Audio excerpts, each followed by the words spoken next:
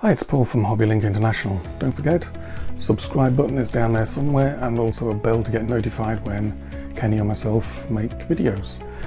Today we're going to have a quick look through the pages of the latest Luftwaffe Im Focus. We're not going to look at all of them, just to skim through so you can see what the contents are. This is Luftwaffe Im Focus number 30.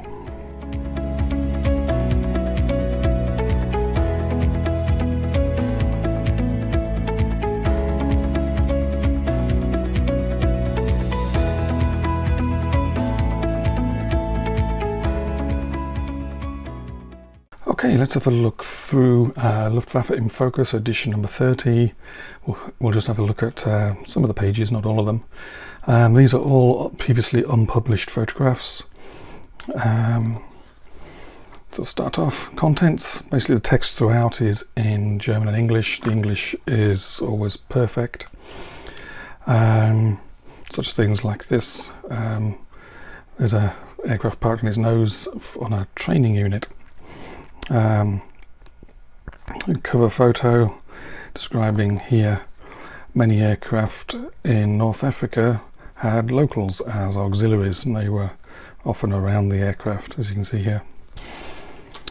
Usual thing, starts off with an editorial. Basically says there's going to be 2 more Luftwaffe Im Focus this year. One of them will be concentrating on the year 1945. And also there's going to be a colour book, or a book on JG53 with about 230 previously unseen colour slides in it. So that'll be pretty interesting. Readers form, basically people write in with more information and sometimes more photographs, as you can see here, on articles from previous issues. Tale of a Dornier 217 and basically some information about it. A couple of previously unseen colour slides have turned up of an aircraft of Hauptmann Bar, commander of 1JG77. This is Derner, interesting camouflage on the buildings. It'd be good for a model builder to basically you can do the building reasonably easy and with some strange camouflage on it. Messerschmitt 410 production at Augsburg. This is an aircraft hit by flak and then crashed in the snow, obviously, in Russia. And there's a bunch of a few bits about that. A couple of pages, well, I think 5 pages on that. A red devil emblem that suddenly disappeared. It was there in 1939 and basically disappeared. Quite a few pages here about the Kurierstaffel in tropical in North Africa. It had a multitude of names, multitude of all sorts of variety of aircraft coming and going.